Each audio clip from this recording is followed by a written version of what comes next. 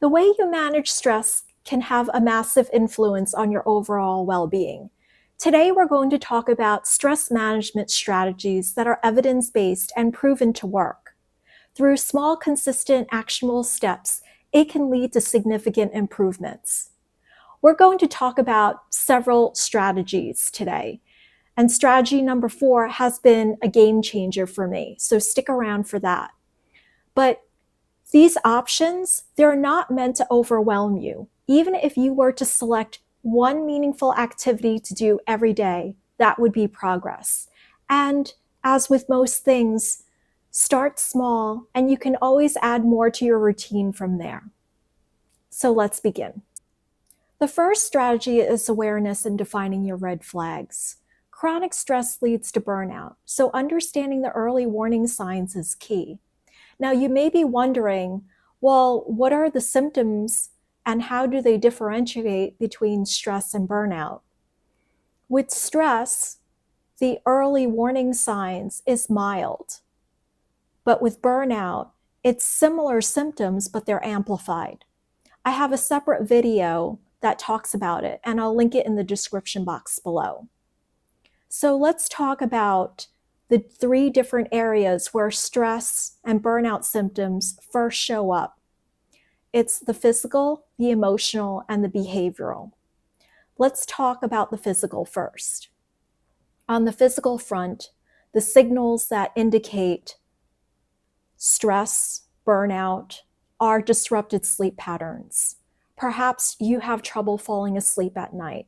Your mind is racing, replaying the day's events over and over again in your head.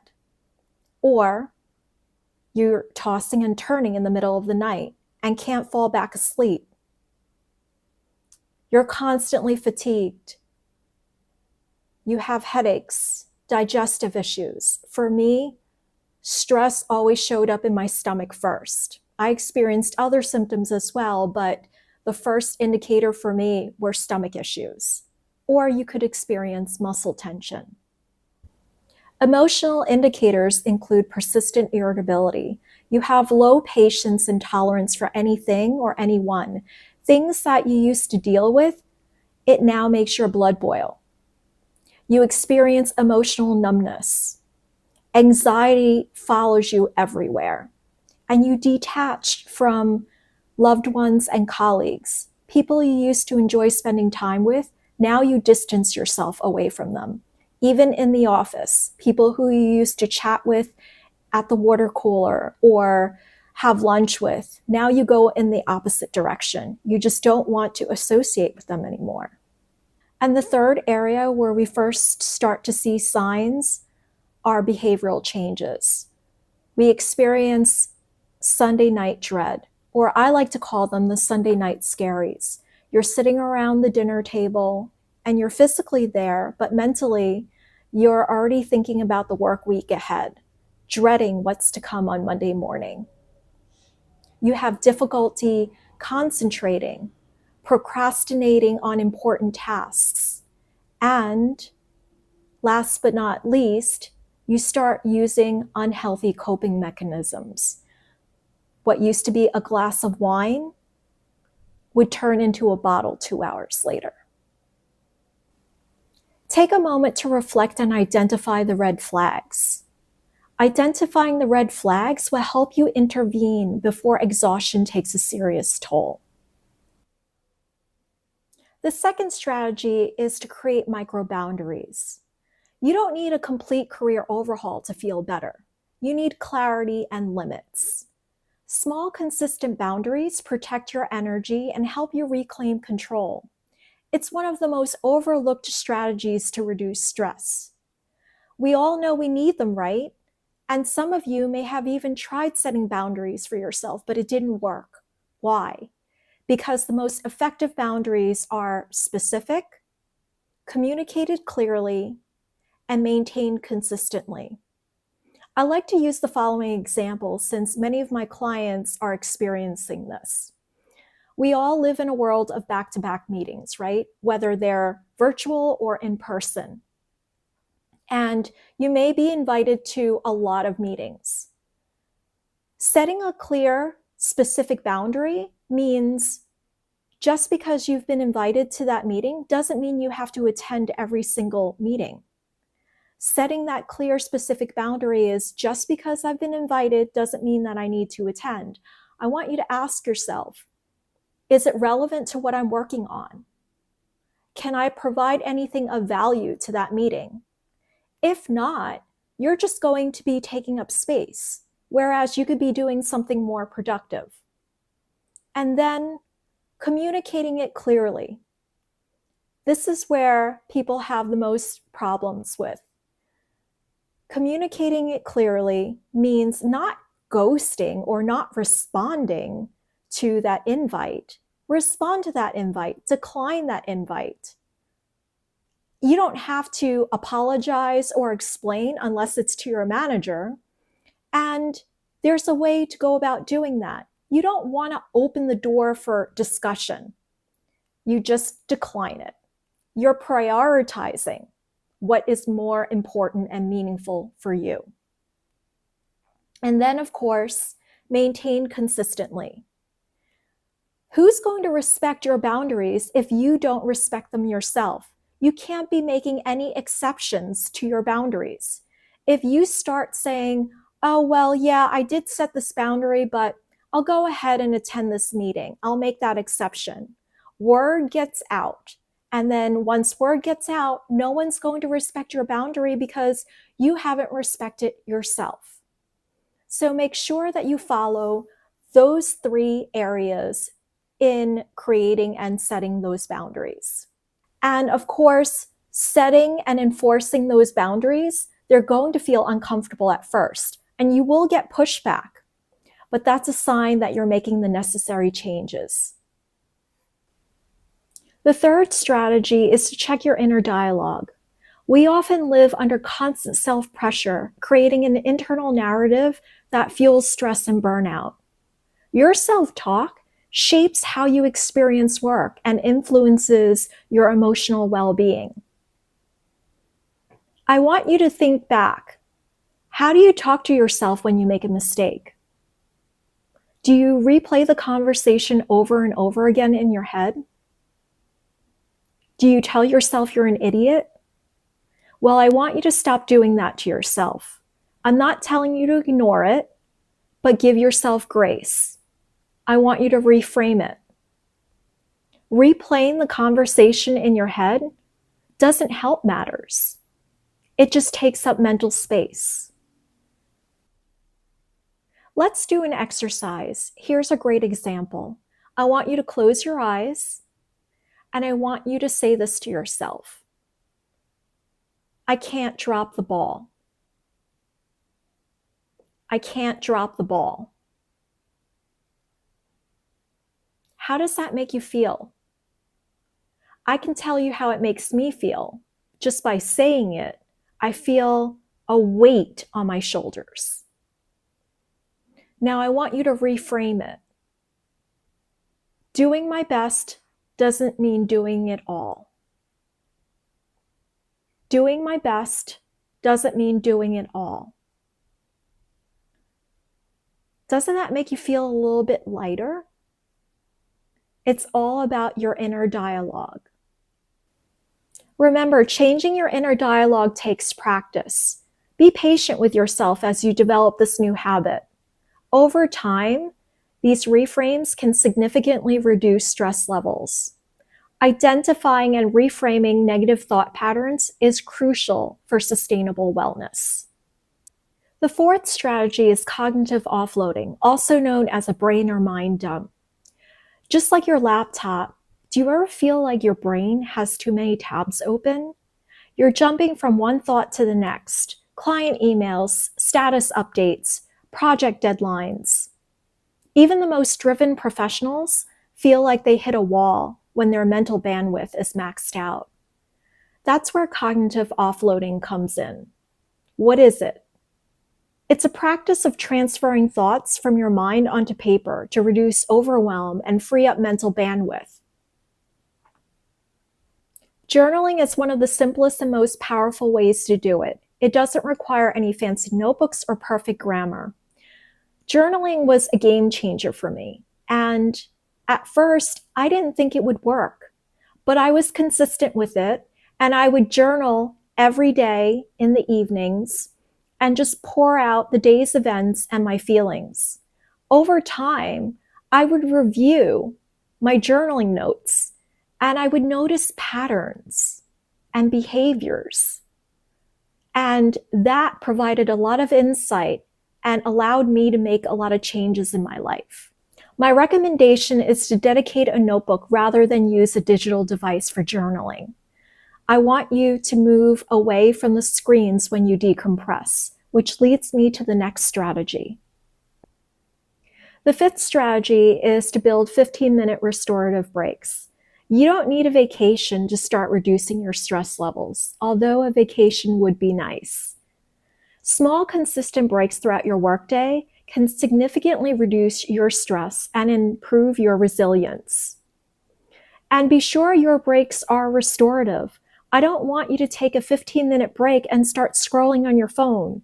The whole point of taking a break is to decompress, reset, and take a breather from screens. We're going to walk through 3 different types of resets: a physical, sensory, and mental. Let's start with the physical first. Short walks outside.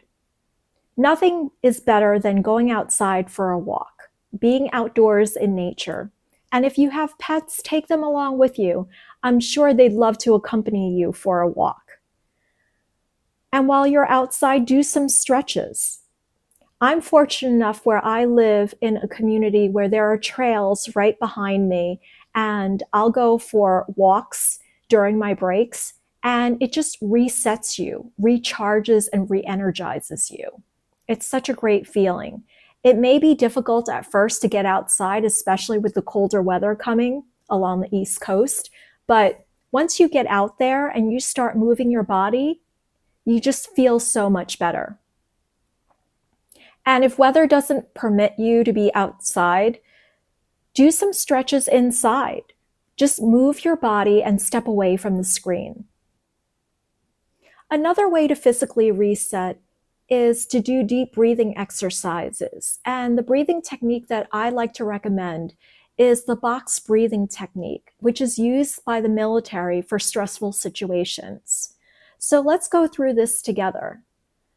Find a comfortable place where you can sit down and focus on your breathing. So I'd like for you to visualize drawing a box while you're doing this breathing exercise.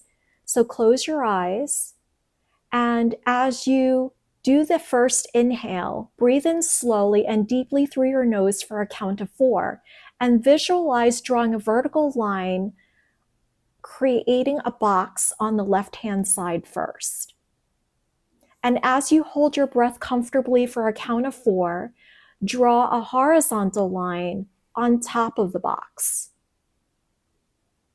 As you exhale slowly through your mouth or nose for a count of 4, you're drawing a vertical line down the box on the right. And you're going to hold the breath out for a final count of 4 before starting the next cycle. And you're drawing the line on the bottom of the box to close up the box. You're going to repeat and continue this pattern for a few minutes to help calm your nervous system and reduce the stress levels. Now, if you can't do a physical reset, you can do a sensory reset. A sensory reset includes resetting by using any one or more of your 5 senses. And the best way to do this is taking a mindful coffee or tea break. Now, I'm not talking about walking into a Starbucks and getting yourself a cup of coffee or tea. If you have no other choice, then so be it. But it would be better if you could make yourself a cup of coffee or tea, because you're using your senses. As you boil the water or listen to the coffee percolate, you are touching the coffee grinds or touching the loose leaf teas or the tea bag. And then as you pour the coffee and the tea, you're actually smelling it and You can feel the heat emanating from it. And by the time that you taste it, you've experienced, if not all, of your senses when making that cup of coffee or tea. Another way you can experience a sensory reset is an aromatherapy pause. If you have essential oils, drop a couple of essential oils onto a cotton ball and breathe it in. Or if you don't have essential oils laying around the house, a piece of fruit will be sufficient. Citrus fruits work best, but any type of fruit that you have laying around, cut it open, and you can also experience not just the fragrance of it, but also be able to taste it as well.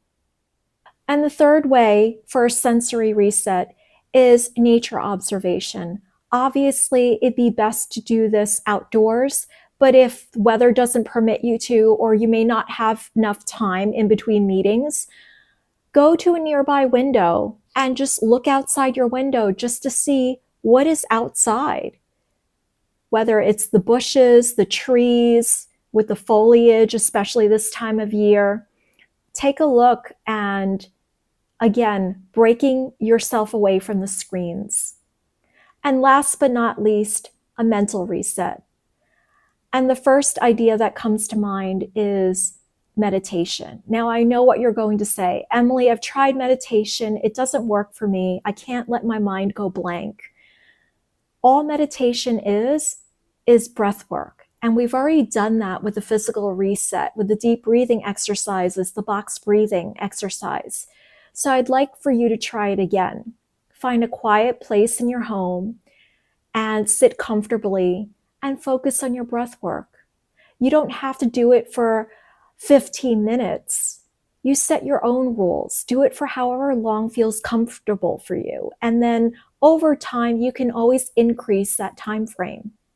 And if meditation is not your jam, take a music break. Notice how when you turn on certain genres of music, it takes you back in time, down memory road, and you're always in a good mood when you're listening to music. So take a music break. And another idea for a mental reset is journaling your thoughts. If you had a rough morning, open up your journal and write down the morning's events. Pour out your feelings. Don't be afraid to write everything down because no one will see it unless you decide to share. Now remember, you don't have to choose all of these. Pick any one or blend of these that makes you feel good. It's all about feeling good. When these moments of restoration become part of your routine, it creates a sustainable approach to your overall wellness. We just addressed how to treat the symptoms of stress and burnout. Managing the symptoms through discipline or quick fixes will only address it temporarily. In order to achieve real sustainable progress and true transformation, we need to go beyond the surface level symptoms and uncover the deeper patterns and underlying reasons for the stress. If you're interested in a free discovery call to explore what's going on beneath the surface and what change could look like for you, I'll include the link in the description box below.